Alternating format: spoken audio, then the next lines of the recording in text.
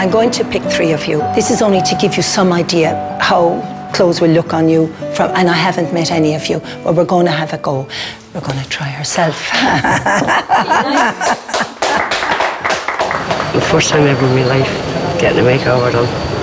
I'm kind of a bit afraid. Will you come up here to me? Yeah. Vincent. And yourself, darling. We're going to have a look. All right. The whole idea of this kind of a makeover is to work in with your lifestyle as well. So I'd like to introduce you to my team. Come on, lads. Face themselves.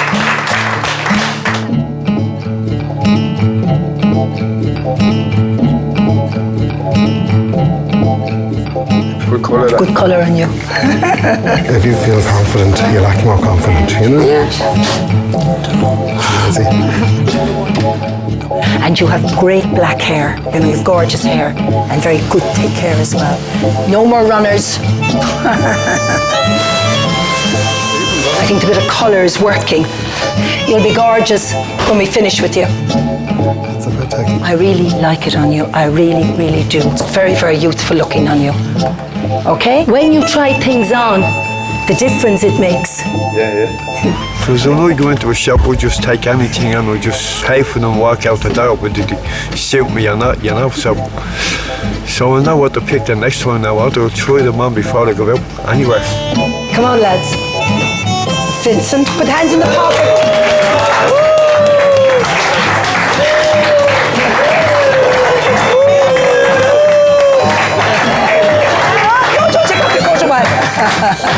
Stand in here now, lads. How do you feel? Nervous. How do you feel when you have all these beautiful clothes and you look absolutely fantastic? Does it make you feel better? Yeah, feels good. Definitely better. Yeah. Confidence-wise, you feel better? Yeah. Thank you, team, for everything. Thank you. And the best of luck to you. Thank you. I always said I'm like the back of a bus. But now, since I've seen the clothes on me and they're not black, I actually feel a real change in me. I actually have a figure that I didn't know I had. Yeah, it's been a whirlwind. I mean, the whole thing has just been unbelievable. Even going downtown, people are seeing a difference in me. I would still say I have a bit to go. But then again, Rome wasn't built in a day. Well, confident in yourself, you know, that's what it is, yeah. Walk down the road with a smile on your face. Only that I was here earlier on. Yeah. Like, if I'd walked in that gate actually and I didn't know that this was going on, there's no way I would have passed them by. I genuinely would have, I wouldn't have known them. The trees are stunning. You're our 3 models. I feel left out, you know. There was times before this ever happened, like before we even got this, I always felt that I wasn't wanted, you know. And sometimes when I'm at home, I still feel that way, you know, that I'm not wanted, you're left on, you know, and you're stuck in the corner, you know, and no way out of the corner, no one there to help, you know. Just the way you feel, you know, when you look that, you know.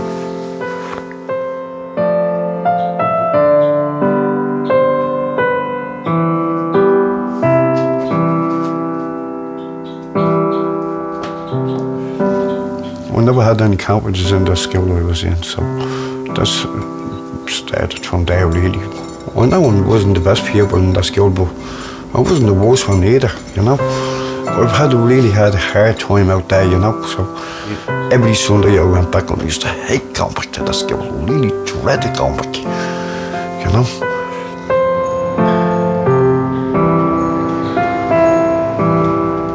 It was only 5-10 minutes in the door when the brother walked in. And I was standing at the side of the billet table. Straight away walked over and he got the billet queue, and the billet queue was exactly like the way that is. And he split it in half, he put the two of them together and he showed me like that. And he said, you broke them. So he set the others into bed and he left me there and he was asking me questions, and then he brought me into the wash mill.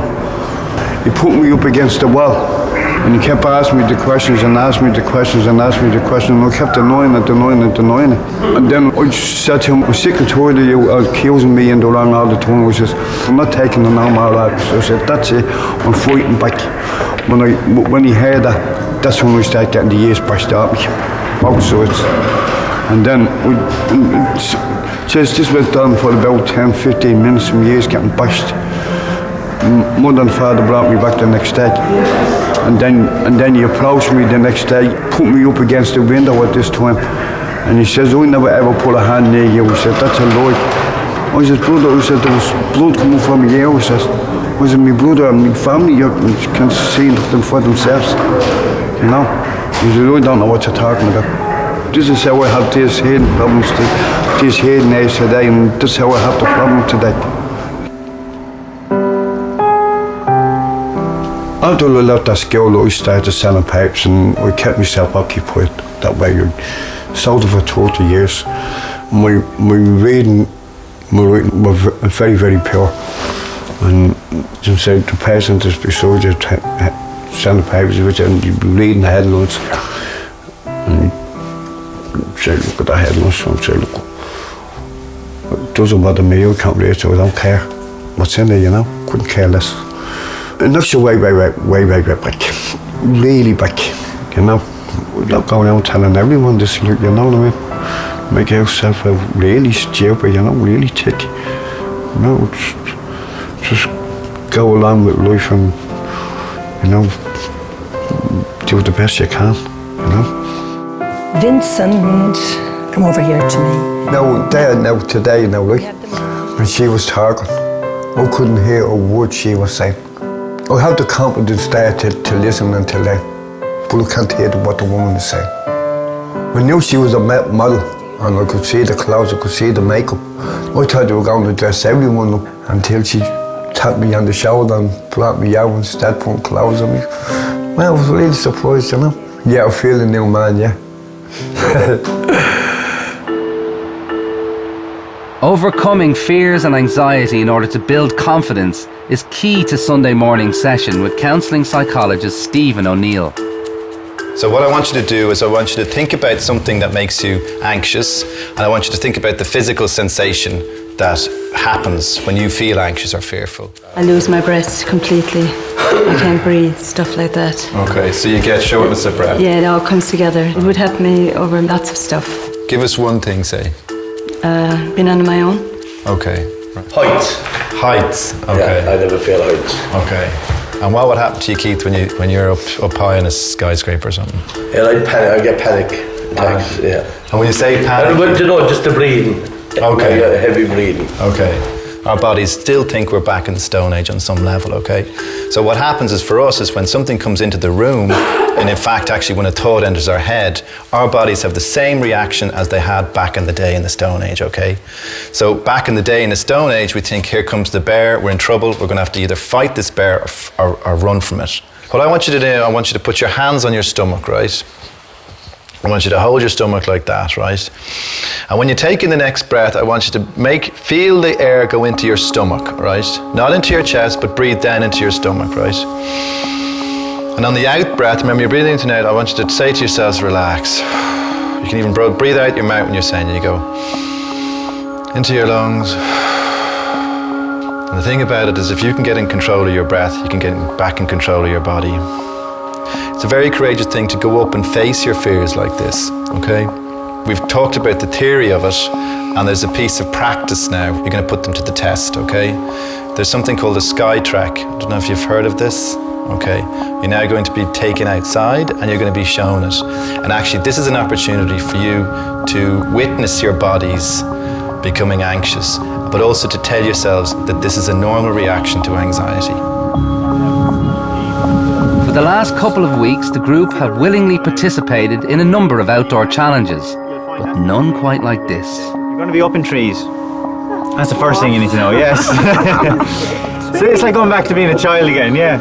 I don't think I'll be able to go from here. They're literally climbing up the trees, they're starting at a low level, working up higher, and the fact that they're in charge of their own safety. They're literally clipping along as they go to a wire over their heads, and it gets harder and harder, higher and higher, until they get to the zip line at the end, and we can send them off on a real adrenaline buzz at the end to give them a chance to come back down. Basically what you're doing is you're standing on the platform, you're clipped onto the wire above, you grab a hold of those ropes on your left, and you step onto the wire below. I know. Many of them have real fears and anxieties about heights and security. These barriers will be pushed further today than ever before. If you're nervous at all, you will be nervous here. And that's what you're actually trying to overcome, that nervousness. I'm Reardon. Brilliant. That's great. Not too good on the heights, you know. So, we'll give it a go, you know. Oh, thanks. See that, he's holding me hand and on now, look. See? I have never done this before now, and it's going to be, I don't know. I'm trying to focus out the whole thing and just visualise a cappuccino. The journey they've set out on is a journey of discovery in some ways. And as you've seen here, people have taken steps, small steps, baby steps. And sometimes it's just take that that baby step you didn't think you'd take. It's fear is what is required in order for you to tap into your courage. And I think they got a nice fright from doing this. Yeah. You all right, Norma? Well done. That's really good. Got the two of them free. Just get the second one flicked on and you're... Well done. Okay. How you doing, Norma? Breathe for a second there now. Catch your breath. Take your time. Take your time. Okay. Confidence is something that you actually increase and you work on by actually getting little bits of it as you go. So if you can increase your confidence in a way by doing something that might feel uncomfortable, then you can look back and say, actually, I did that. That will engender confidence in you, and it feels like it. But if I did that, then why can't I do this? It creates the possibility that this is not impossible. Yeah, well, look at how higher it gets higher and higher and higher, you know. But you did as far as you could go. You went that extra mile today. Yeah. We both did. We went the extra mile.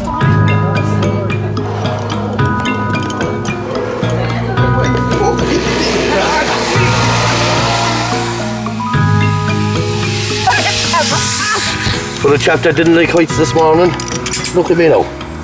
Have a change, man.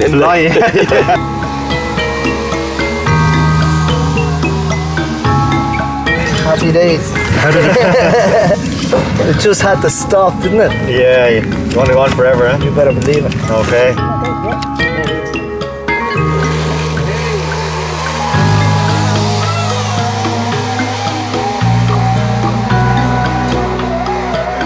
I didn't actually feel myself going because I closed my eyes before I done it. And how do you feel now? Heart pounding. And I'm on ground. Yeah, glad to be back.